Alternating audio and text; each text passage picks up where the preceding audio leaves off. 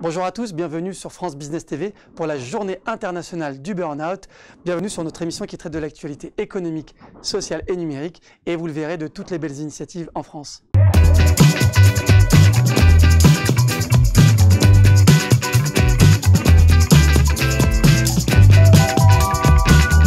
Au programme de ce jour, burn-out et bien évidemment solution du burn-out que nous avons la chance de traiter avec nos deux invités du jour. Pour commencer, Ghila Clara Kessou, bonjour. Bonjour Ali. Alors Ghila Clara, vous êtes comédienne, artiste de l'UNESCO pour la paix, professeur coach et vous allez nous parler justement de votre engagement sur ce sujet d'actualité et également vous avez interprété un livre que nous allons vous présenter tout à l'heure. Merci d'être ici. Également parmi nous Céline Masse, bonjour. Bonjour Ali. Alors Céline, vous êtes écrivaine et entrepreneur sociale, cofondatrice de Love for Livre et présidente de ONU Femmes France et vous allez évidemment nous parler de votre livre sur le burn-out. Sans tarder, Céline, pourquoi ce livre que vous avez écrit qui s'intitule, alors je le montre à nos téléspectateurs, Le jour où Maya s'est relevée, qui est une fiction et qui traite du burn-out? Comme toutes les grandes histoires, rien n'était vraiment planifié. Le fait est que je m'intéresse depuis très longtemps à la question du travail, parce que je pense que le travail peut être vraiment un levier pour s'émanciper, pour s'épanouir dans la vie. Et qu'en même temps que je m'intéressais à cette question de plus en plus, j'avais énormément de personnes autour de moi qui étaient victimes de burn-out et qui me le disaient, qui me racontaient leur histoire. Donc j'étais très touchée par ce phénomène que je voyais grandir, vraiment de manière personnelle. Et puis par ailleurs, j'avais envie d'explorer via la fiction des sujets de société. En fait, j'ai envie d'être une écrivaine sociale, c'est-à-dire de m'intéresser à des sujets de société, de pouvoir transmettre des messages, aider des personnes, mais via la fiction, parce que je pense que la fiction, c'est le meilleur moyen de ne pas juger. On peut avoir un burn-out, tout le monde peut faire un burn-out. Il y a beaucoup de personnes qui font un burn-out qui ont honte de faire un burn-out. Et la fiction, justement, ça me paraissait être un excellent moyen de leur dire, en fait, dans nos histoires de vie, on peut tous être victimes de burn-out. Ça n'est pas la fin de votre vie, c'est une vraie épreuve. Mais vous pouvez vous en sortir. Et Maya, qui est cette héroïne donc, qui fait un burn-out, elle je est comme remontre vous. Le livre à nos téléspectateurs. Le jour où Maya s'est relevée. Voilà, Maya, elle est comme vous. Elle a ses épreuves, elle a ses problèmes. Elle se raconte des histoires aussi pour survivre. Il se trouve qu'un jour, elle fait un burn-out terrible. Elle est dans un cabinet de conseil, elle travaille énormément, etc. Et elle va rencontrer toutes sortes de gens, de toutes les classes sociales qui ont fait un burn-out, mais elle va s'en sortir. C'est ça que je voulais raconter. C'est le côté positif justement de cette émission. Alors justement, Ghila Clara Kessou, est-ce que vous pouvez nous définir le burn-out pour nos téléspectateurs? Oui, alors le burn-out, tel que l'OMS l'a défini dernièrement, enfin en 2019, dans la classification internationale des maladies, le burn-out, c'est un épuisement professionnel lié au travail. C'est-à-dire qu'en fait, l'OMS ne considère pas le burn-out comme une maladie, mais comme un syndrome, et un syndrome résultant d'un stress chronique au travail qui n'a pas été géré avec succès. J'aime beaucoup cette idée que de toute façon, il y a du stress au travail qui doit savoir être bien géré, et que le burn-out est un problème de syndrome, de mauvaise gestion du stress. Donc, dans la définition, déjà, je vais dire, on a une problématique. Voilà, on a une nuance, et puis on a aussi, je dirais, une particularité dans la façon d'aborder les choses. On parle beaucoup de burn-out, alors que finalement, c'est du burn-in. Et donc, en vérité, la question de savoir comment se reconstruire, si on ne la catégorise pas en tant que maladie, c'est quelque chose qui est assez problématique, surtout pour pouvoir traiter ce burn-out. Alors justement, quelque chose de très original. Déjà, la première chose, c'est que c'est le premier roman du burn-out, et il faut le citer, on peut vous féliciter, Céline, pour avoir rédigé ce roman, premier roman du burn-out en France, mais également une initiative assez originale, parce que vous avez interprété Ghila Clara Kessou ce roman sous forme audio. Est-ce que vous pouvez nous dire un petit peu comment ça s'est passé? Avec grand plaisir. Alors déjà, j'ai connu le roman parce que j'ai trouvé qu'il était non seulement bien écrit, je suis ravie d'être sur ce plateau avec Céline, bien écrit et surtout très intelligemment fait. Et dans ma façon de pouvoir l'interpréter en tant que comédienne, puisque en tant que coach, j'utilise avant tout des techniques théâtrales reliées à l'art dramatique. L'idée de l'interprétation de cette héroïne, Maya, il fallait la rendre la plus humaine possible. C'est un peu ce que Céline expliquait juste avant. La rendre vraiment personnalisable pour que les personnes qui entendent puissent tout à fait s'identifier, qu'elles soient hommes, qu'elles soient femmes, ces personnes, qu'elles soient de toute origine, qu'elles vivent en fait des choses tout à fait similaires ou pas. Parce que la notion du burn-out, elle a quelque chose de très très collectif et de très humain. Et aujourd'hui, en plus, au niveau de l'actualité, on parle, c'est pour ça que la définition de l'OMS est problématique, on parle essentiellement de burn-out dans un contexte professionnel, mais aujourd'hui, on parle aussi de burn-out au niveau familial. Ces personnes qui sont en quarantaine, qui sont confinées avec des enfants, quelquefois en bas âge, très difficile. Et donc, on peut parler aujourd'hui de burn-out familial. Et donc, je voulais qu'une personne qui écoute le livre que Céline a écrit, puisse vraiment s'identifier dans la difficulté qu'il y a par rapport aux différents critères qui définissent le burn-out. Je les rappelle, ces critères qui sont intéressants. Un sentiment d'épuisement, un cynisme, enfin un sentiment négatif, c'est-à-dire on ne trouve plus de sens dans le travail que l'on fait, et puis bien sûr une baisse de l'efficacité professionnelle. Donc ces 3 critères-là sont reconnaissables lorsqu'on fait un burn-out, et vous le voyez, ce burn-out, il peut être à la fois professionnel, mais il peut être aussi sur le plan familial, ou même sur un autre plan. Donc il y a un gros travail encore à faire dans la reconnaissance de ce qu'est le burn-out. Donc la première détection se fait sur ces trois sujets, donc vous avez bien compris, si vous êtes fatigué, si vous êtes en manque de sens, et si vous n'êtes pas sur France Business, c'est qu'il y a effectivement un problème de burn-out. Céline, justement, est-ce que le problème de burn-out est le problème du 21e siècle? Alors non, ça existait avant, sauf qu'aujourd'hui, la santé mentale a quand même progressé. On met des mots sur des phénomènes. En revanche, ce qui est sûr, c'est que ça s'accélère parce qu'aujourd'hui, on a un vrai défi sociétal, collectif, qui est qu'on doit résoudre beaucoup de problèmes dans le monde, en même temps prendre de mieux en mieux soin de soi. Le microcosmos que l'on est en tant qu'être humain, pour pouvoir aller dans le monde et prendre soin du monde, on doit prendre soin de soi. Et c'est pas toujours facile à entendre. C'est pas toujours facile à entendre parce que beaucoup de personnes considèrent que prendre soin de soi, c'est une forme de faiblesse. C'est un aveu de faiblesse. On est aussi dans une société de la performance, du résultat, du KPI, etc. Et tout ça, en fait, génère des burn-out. Le fait aussi que le management, je pense d'ailleurs qu'il faudrait changer le mot management. Je pense que le mot management, c'est un vieux mot. Il faudrait trouver autre chose. Gérer, c'est le contraire de décider. C'est un mot trop engageant gérer. Pour vous? Non, pas du tout. Je pense que c'est un mot qui témoigne d'une réalité ancienne, en fait. Manage, c'est gérer. Gérer, c'est le contraire de décider. Demain, le leadership doit être très différent de ce qu'il a été il y a encore une dizaine d'années.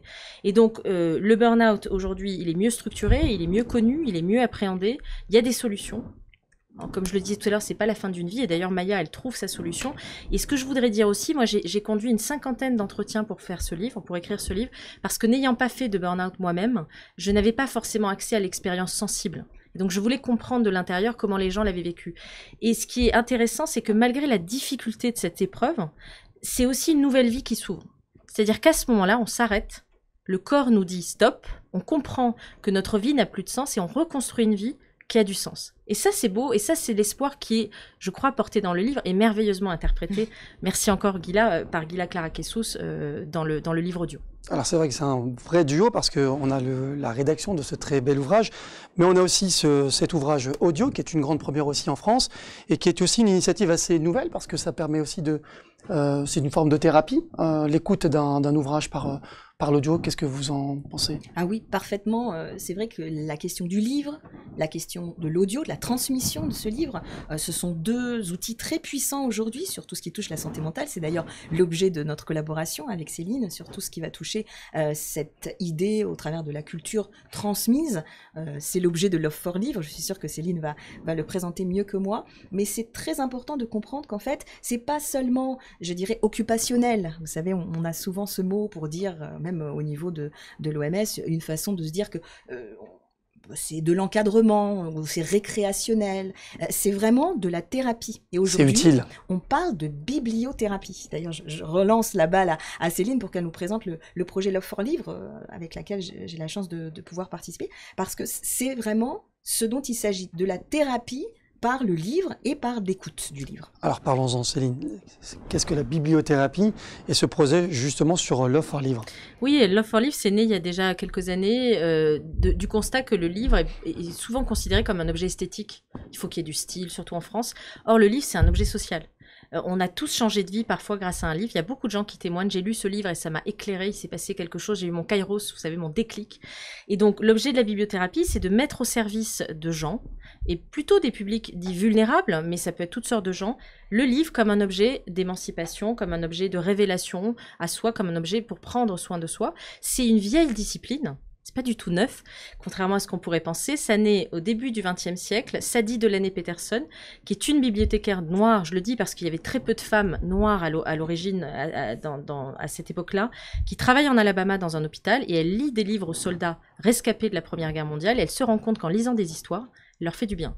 Et donc elle va structurer cette discipline, des chercheurs s'en emparent, et nous, notre objectif avec Love for Life, c'est de prendre ces connaissances-là et de les mettre au service du grand public. Vous disiez aussi tout à l'heure, pour remonter plus loin que le XXe siècle, que Ramsès III aussi avait des méthodes similaires. Ramsès III, apparemment, sur le fronton de sa bibliothèque, il avait écrit « La maison pour soigner les âmes ». Donc c'est quand même une très vieille tradition que la lecture pour aider, et on lit des livres aux enfants. Pourquoi lit-on des livres aux enfants le soir, des histoires?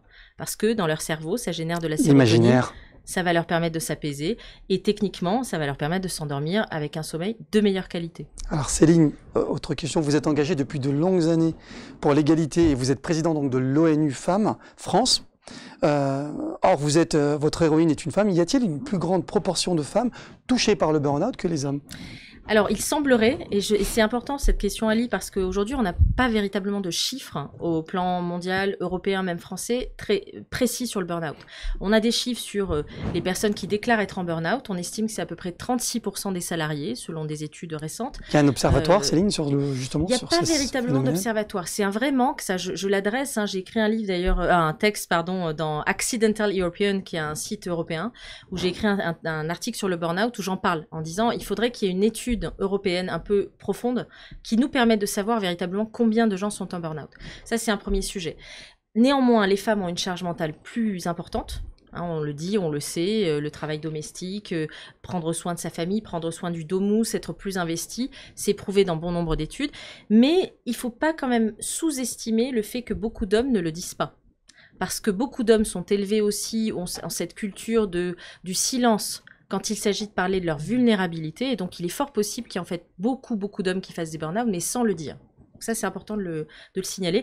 Et d'ailleurs, Ali, dans mon livre, la chef qui martyrise Maya, c'est la chef de Maya.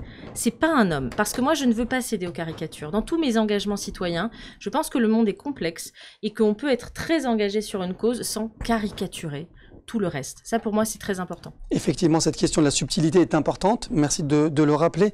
Ghila Clara, nous vous avons déjà invité sur ce plateau. Vous êtes, aujourd'hui, vous avez un abonnement. Bienvenue sur Je vous en remercie, Ali. Sur cette nouvelle édition. Et vous parliez justement du leadership au féminin. En tant que femme, est-ce que vous croyez que le leadership doit impliquer une prévention au burn-out? Alors, profondément. C'est-à-dire qu'il faut déjà comprendre qu'est-ce qui crée le burn-out. Quels sont les facteurs qui créent le burn-out? Et là, il y en a 6 que les chercheurs ont mentionné. Le premier, c'est la surcharge de travail. Donc, donner trop de travail et un travail mal adapté, ça peut créer un burn-out. Ce qui veut dire que pour la personne leader, la façon de manager le collaborateur peut avoir une propension au niveau du travail. Deuxième chose, le manque de contrôle. Qu'est-ce que ça veut dire pour un leader vis-à-vis du fait de transmettre un travail qui ne demande pas de contrôle au niveau du collaborateur, c'est-à-dire ne pas traiter le collaborateur en autonomie. Et nous qui sommes aujourd'hui devant nos écrans à travailler avec des solutions à distance, comment est-ce que je travaille mon intelligence collective pour rendre en fait l'autre autonome? Ça, ce sont de vraies questions de leadership qui sont profondes. Troisième, la question de la reconnaissance. Une personne en manque total de reconnaissance peut développer un terrain propice au burn-out. La reconnaissance, c'est quoi? C'est pas simplement de pouvoir dire merci, même si l'idée de merci, on a vu que le fait de remercier, mais prendre un vrai moment de remerciement pour le travail fait, eh bien, quelquefois, c'est plus apprécié par un collaborateur que un bonus salarial, donc ça c'est quelque chose de très intéressant. Quatrième facteur, des problèmes relationnels. On parlait de la chef qui martyrise Maya, donc c'est vraiment une façon de déconsidérer l'autre. Cinquième, manque d'équité salariale, mais aussi différence de traitement d'un collaborateur à l'autre. Ça, ce sont des choses aussi auxquelles le leader doit faire très attention. Et puis enfin, le dernier, conflit de valeurs. Et généralement, il suffit qu'une personne arrive avec des valeurs très différentes. Ça peut être des valeurs d'honnêteté, ça peut être des valeurs vis-à-vis de la performance. C'est-à-dire que moi, par exemple, en tant que collaborateur, je veux faire une bonne performance, mais derrière, c'est pas pour faire augmenter un chiffre, mais c'est justement parce que je cherche à faire bien mon travail. J'ai beaucoup d'admiration vis-à-vis de mon chef. Je n'ose pas lui avouer, il ne le sent pas. Donc, il va me pousser pour pouvoir travailler encore plus. alors qu'il ne sent pas que la reconnaissance, elle est nécessaire pour permettre à cette personne de monter en compétence. Je rappelle que normalement, un rôle de leader, c'est quelqu'un qui aide l'autre à pouvoir monter en compétence. Donc oui, burn-out et leadership sont profondément liés. On voit dans la définition justement que vous donnez que beaucoup de personnes sont susceptibles effectivement aujourd'hui d'avoir des troubles, alors je ne sais pas comment la qualification juridique, mais des troubles de burn-out, parce qu'il y a beaucoup de gens qui le gardent que pour elles. Tout à fait, et c'est ce que je disais tout à l'heure, elles ne sont pas en train de brûler de l'extérieur, mais brûler de l'intérieur. C'est-à-dire qu'en fait, aujourd'hui, finalement, le burn-out, il est destructeur parce qu'il repose sur le secret. On parlait du problème des hommes qui n'osent pas parler, qui n'ont pas cette tradition. Généralement, un garçon, sans tomber dans les caricatures, mais on l'éduque en lui disant, voilà, pleure pas, fais pas ta femmelette, essaye d'être fort. Absolument, de la et force. donc cette idée, voilà, de la parole, le secret en fait du burn-out, c'est justement ne pas vouloir montrer sa vulnérabilité, exactement ce que Céline disait tout à l'heure. Je voudrais rebondir sur ce que vient de dire Ghila, parce que je pense que c'est vraiment important. Et c'est dans le livre, c'est ce qui se passe pour Maya. En fait, le burn-out, il naît d'un décalage. C'est ce qui se passe pour Maya, c'est ce qui se passe pour les 50 personnes que j'ai rencontrées. C'est-à-dire que vous avez un décalage de valeur. Alors vous allez essayer de le combler parce que vous êtes bon élève, parce que votre père ou votre mère vous ont mis un poids moral sur les épaules quant au travail, parce que vous avez besoin de gagner votre vie, pour plein de raisons, parce que votre femme ou votre compagnon vous dit il faut y aller, etc. Il y a plein de raisons. Mais à un moment donné, il faut savoir une chose très simple, c'est que le corps humain, l'esprit humain, liés, ne supporte plus ce décalage. Il y a plein de façons de l'exprimer. Il y a des gens qui démissionnent brutalement, il y a des gens qui changent de vie, il y a des gens qui tombent en dépression. Et le burn-out, c'est un moment sain, c'est salvateur. C'est le moment en fait où votre esprit profondément reprend le dessus avec votre corps pour vous dire, là, si tu veux préserver ta vie, au sens le plus noble, il faut aller dans une autre direction. C'est très dur, mais on a une alerte interne. Il reconnaît qu'il y a une reconnaissance d'alerte, effectivement. Exactement. Et ça, c'est très important. Et je veux le dire aussi pour les victimes, leur dire, ça n'est pas de votre faute, il n'y a pas de culpabilité à avoir. Vous avez été à un moment donné dans un chemin qui n'était pas le vôtre, ça peut arriver à tout un chacun, et c'est important de leur dire. Et c'est important aussi de dire à la famille des victimes de burn-out que c'est dur d'accompagner un burn-out quand on est dans la famille. C'est dur de trouver les mots justes, et c'est normal qu'il y ait un temps d'adaptation. Alors on a parlé du constat, qui est celui que vous avez montré toutes les deux. Quelles sont aujourd'hui maintenant les solutions pour justement aider les victimes de ce burn-out ?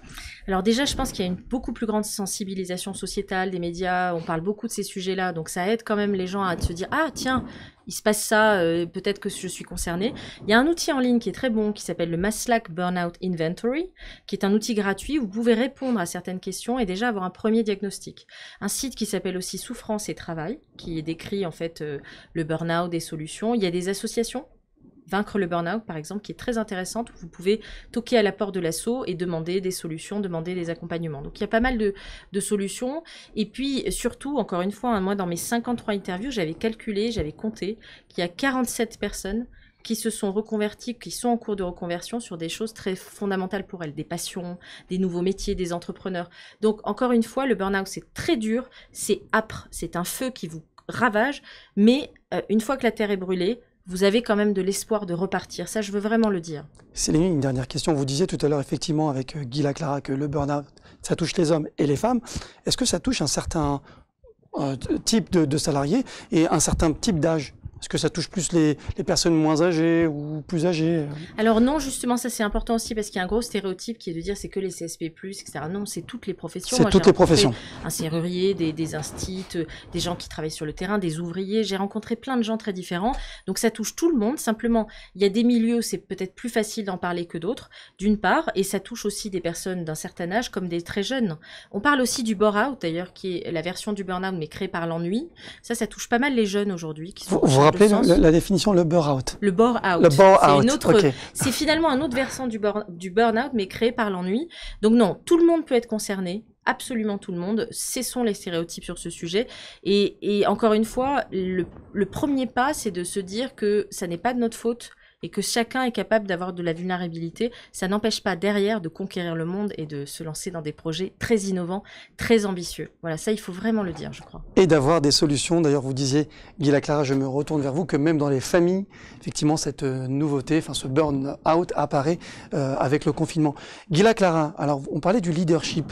Je sais que la psychologie positive est un sujet qui vous tient à cœur. Quel est le rôle justement de la psychologie positive? Alors, la psychologie positive me tient beaucoup à cœur déjà parce que j'ai eu la chance de pouvoir travailler avec le célèbre professeur Tal Ben-Shahar, le professeur de bonheur à l'université de Harvard, qui a préfacé d'ailleurs un livre que j'ai coécrit avec Bruno Adler, le grand livre de la psychologie positive, qui a été publié chez Erol.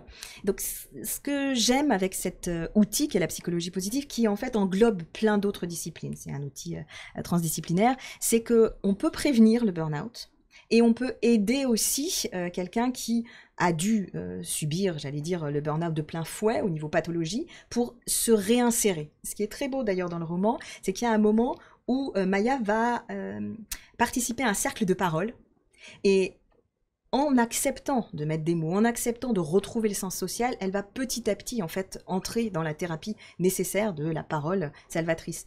La psychologie positive, c'est ça, c'est-à-dire que c'est plusieurs domaines où on va voir comment travailler sur le trop-plein qu'est le burn-out. Parce que c'est ça en fait, le burn-out, c'est tout d'un coup réaliser une impuissance. D'ailleurs, on le voit, on n'a plus l'énergie de se lever le matin. C'est-à-dire le corps ne réagit plus. Le cerveau est encore là très fort. Et ça, c'est très important parce que dans les coachings que je donne, j'ai vu des personnes qui me disent pour la première fois, je me suis réveillée, j'avais la moitié du visage paralysé. Les médecins ne savent pas ce que c'est. Ça touche bien sûr à des choses qui sont déclenchées à cause de virus, de Covid-19, etc. Mais ça touche aussi avec cette impression que l'on a au niveau de ce qui peut exister aujourd'hui aux alentours comme anxiété, comme peur, vis-à-vis même du fait de pouvoir sortir de chez soi. D'accord ? Ce burn-out, finalement, c'est se dire, mais il y a que cet espace qui est moi, qui est safe, en fait, et finalement, même se lever devient quelque chose qui va être agressif. En fait, on vit dans une agressivité et dans une peur profonde quand on fait du burn-out. Et le pire, et moi j'ai trouvé très très bien décrit dans le roman, c'est qu'il y a des moments où ça va bien. Et généralement, ces moments où ça va bien, c'est-à-dire ces moments où on sort... On souffle un peu. Non, on est vu. On est vu par des possibilités de collègues de bureau qui nous disent « Mais tu fais n'importe quoi ?» Elle va très bien, regarde là comme elle nous dit burn-out pour utiliser ce prétexte-là pour pas travailler. Donc ça, c'est ce qui est le plus difficile au niveau burn-out. Et la psychologie positive va aider sur plusieurs terrains. Un terrain de communication, déjà pour se parler de soi à soi, avec cette espèce de purge, d'acceptation, en fait, de sens intérieur. Ensuite, un travail de gratitude avec la vraie relation à l'autre qui doit être réparée. Donc ça, c'est des choses que la psychologie positive va faire. Mais quand je dis psychologie positive, ça peut être une porte ouverte à la méditation, à la bibliothérapie, à toutes sortes en fait d'autres disciplines. Et puis vraiment, il y aura la troisième chose qui est très intéressante, à savoir le rapport au monde. Qu'est-ce que j'apporte au monde? Quel est le sens de ma vie pour les autres et par les autres? Et ça, c'est vraiment quelque chose que l'on peut traiter d'un point de vue de psychologie positive. Alors, je trouve très intéressant votre analyse de se parler à soi. Est-ce que vous croyez aujourd'hui que dans la société où on vit, où il y a un avènement des nouvelles technologies, de passer du temps devant des écrans, devant la digitalisation de notre société, est-ce que vous croyez que c'est ça qui freine un peu aussi le fait de se parler un peu à soi-même, de regarder le monde au lieu de se regarder soi-même? Alors, je pense que, et surtout en France, on se parle mal à soi. On a ce perroquet négatif qui vient tout le temps nous ressasser, qu'on n'est pas à la hauteur, ce syndrome de l'imposteur, on n'est pas à sa place, qu'on a de la chance. Hein. Finalement, dans ma vie, je n'ai fait que d'avoir de la chance. Donc, il n'y a pas ce moment où, en fait, on essaie d'être objectif. J'aime beaucoup ce mot que Tal Ben-Shahar utilise. Il ne parle pas d'optimisme, il parle d'optimalisme. L'optimisme et le réalisme ensemble. Donc, il n'y a jamais ce moment où on se dit, sur ça, j'ai assuré. Et parce que j'ai assuré, je me célèbre. Et quand je dis je me célèbre, ça peut être un petit sourire fier de soi dans la glace, ça peut être un petit cocktail devant Zoom avec des amis, ça peut... Donc c'est juste ce moment-là de célébration en disant je ne suis pas rien, je ne suis pas nul. Parce qu'en fait, ce burn-out, c'est ça. Tout d'un coup, on se dit mais je suis moins que rien. C'est ça. Donc se parler à soi, je pense pas que ça vient seulement du fait d'être débordé d'informations, c'est vrai en particulier anxiogène en ce moment, ça vient aussi du fait qu'on n'a pas d'éducation de bien se parler, ça touche à la psychologie positive, puisque l'enfant, très tôt, on va lui dire, sois parfait, et des bonnes notes, et tu réussiras dans la vie, ce qui est faux, de plus en plus faux. Donc là, on commence à travailler, grâce d'ailleurs à des lectures de romans qui sont de plus en plus diversifiées. Hein. Au début, dans l'éducation, il y avait les petites filles modèles, il y avait cette espèce de littérature qui était de bon rêvons-t-on d'avoir quand on voulait avoir des enfants qui étaient bien éduqués. Là, on commence vraiment à ouvrir les frontières, ouvrir bien sûr les questions du genre assez tôt. Et c'est pour ça que la bibliothérapie est très, très importante. Céline, est-ce que vous partagez cette analyse sur le fait qu'on se parle mal aujourd'hui? Oui, complètement. Et je trouve que c'est vrai que dans le roman explore beaucoup cette dimension-là aussi. Parce qu'en fait, Maya, elle veut répondre à toutes les injonctions de l'extérieur. Or, rien, si ce n'est vous-même à l'intérieur, vous donne de la sécurité. Le reste, ça ne peut que venir conforter. Il y a la météo intérieure et la météo extérieure. Et la météo extérieure peut être très mauvaise, mais la vôtre peut être très positive.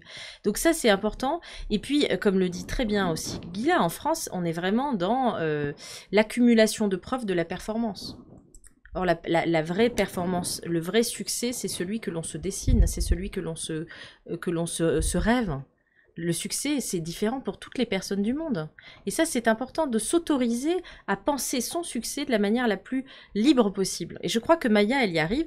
D'ailleurs, ça transforme toute sa vie, ça transforme aussi sa vie amoureuse. Je n'en dirai pas trop parce qu'on va ménager le suspense. Mais elle a un homme qui est un banquier, qui s'appelle Baptiste, qui est un homme parfait en apparence. Mais en réalité, c'est plus compliqué que cela. Mais elle a le droit de ne pas vouloir Baptiste. Elle a le droit de vouloir un homme qui n'a rien à voir. Et c'est ça aussi, je trouve. Je parlais tout à l'heure de ce moment où le burn-out ouvre de la lumière en vous, malgré la souffrance. Je crois qu'on a essayé, et je dis on parce que c'est une aventure aussi qu'on partage avec Gila, de le raconter. Alors, merci beaucoup. Notre émission va toucher à sa fin. Je crois qu'on peut aussi résumer ce que vous venez de dire. Un grand homme disait, derrière chaque mal, il y a un bien, et derrière le mal de soi, il y a aussi le bien de pouvoir se reconstruire. C'est un peu ce que vous dites. On va parler de vos enjeux, Gila Clara Kessou, pour cette nouvelle année. Je sais qu'il y a plein de projets dans le tuyau, comme toujours. Alors, vous allez nous partager un peu votre actualité. Alors, déjà, j'invite tous les téléspectateurs à pouvoir nous rejoindre avec Céline lors de la semaine onusienne sur la journée mondiale de la sécurité et de la santé au travail. Ce sera pendant la semaine du 28 avril. On refera un moment d'entretien sur la question du burn-out. On pense avoir la chance de pouvoir avoir avec nous Boris Cyrulnik et pouvoir représenter cet ouvrage qui est Maya, qui présente si bien d'un point de vue fictionnel le burn-out. Donc ça, on invite bien sûr les téléspectateurs à nous rejoindre.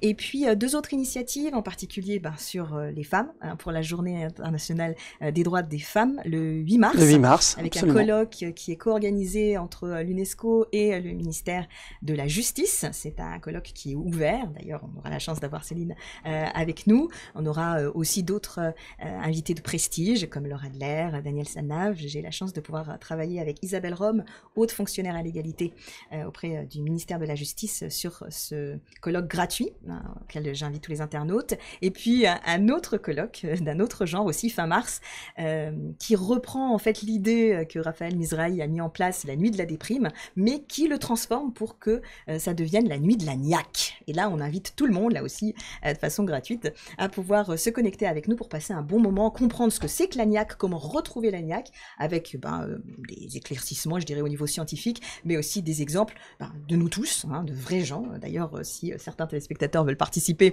qu'ils nous le fassent savoir, qu'ils réagissent aux réseaux sociaux dans lesquels sera postée cette émission, pour qu'on essaye tous ensemble d'être solidaires et de retrouver la niaque. On va retrouver la niaque, donc la nuit de la niaque, et on continue de la voir avec vous, Céline. Alors moi, j'ai vraiment la niaque quand je parle de Love for Livre, qui est vraiment le projet que j'ai cofondé. Et l'idée, c'est de mettre la bibliothérapie, comme je le disais, au service du grand public. Donc, pour simplifier, il y a deux outils. Il y a un outil en ligne qui s'appelle Topaz, c'est notre programme grand public, topaz.loveforlivre au pluriel livre.com. Et donc là, il y a des programmes ouverts. Il y a un programme tout à fait accessible qui s'appelle l'art des recommencements. Vous pouvez commencer à découvrir ce qu'est la bibliothérapie. Et puis, on applique ça aussi au terrain. Donc, on va en Meurthe-et-Moselle, là, dans les quartiers prioritaires, pour développer la bibliothérapie auprès des jeunes, notamment. Et on vient de remporter aussi un programme européen pour le faire dans 4 pays, auprès de publics qui ont été débordés par le Covid, par exemple, qui sont loin de l'emploi, qui ont des problématiques de vie, comme tout un chacun, de retrouver du sens. Et Gila, d'ailleurs, collabore avec nous. Voilà. Donc, la bibliothérapie, il y a très peu d'acteurs dans le monde. On est moins de 10. On veut vraiment que ça soit un outil dont demain tout le monde s'empare.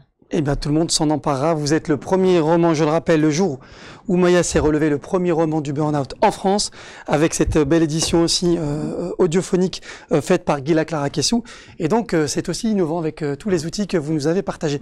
Je vous remercie, Céline, d'avoir partagé votre expérience. Merci, Gila Clara, d'avoir partagé cette belle aussi expérience de psychologie positive. C'est le ton de cette émission, c'est tout de partager la belle image de France. Alors, on ne pouvait pas vous quitter, bien évidemment, avant de vous laisser écouter ce court extrait du jour où Maya s'est relevée, interprété par Gila Clara-Kessou, et que vous allez entendre et apprécier et que vous pourrez télécharger auprès de Frémo et Associés. Est-ce que j'ai rien oublié? Tout va bien? Tout va très bien. Alors, super. Alors, je vous laisse écouter. Le jour où Maya s'est relevée, de Céline Masse. Première partie, prendre conscience. Chapitre 1. What a feeling! Arrête! Cesse cette torture. Elle cherche le bouton, bang! Sa main s'écrase. Being, believing. Arrête! 7 minutes et 30 secondes se sont écoulées entre la première alarme et la seconde, la sadique. Des minutes où tout redevient possible, où le sommeil du matin fuit les obligations. Bras amollis, Maya tente d'atteindre le bouton de la liberté. Bon sang, que cette chanson, taillée sur pièces pour les guerrières de la danse, celles qui se relèvent quelles que soient les embûches, qui croient en leur destin, les super winneuses. Ce matin, non, elle ne parvient pas à gagner.